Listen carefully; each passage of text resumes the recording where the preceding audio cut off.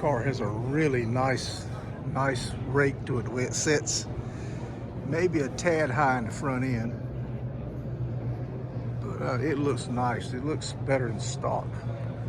I always thought they were too low stock. A lot of orange peel in the paint back here. That's unfortunate. But I always thought stock they were too low and the tires too skinny. We got what looks like 7-inch rims on this one, and they're tucked in there perfect. Very, very nice car. A little bit of a door alignment there.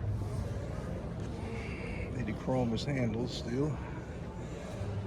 Look at that, won't you? Wow.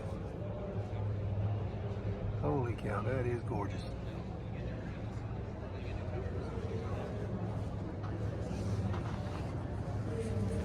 Check that out. I've got one of these, just one side, I think the right side if somebody needs one. Long aluminum strip. 25 grand. These cars are starting to move now finally. Some paint touch up here.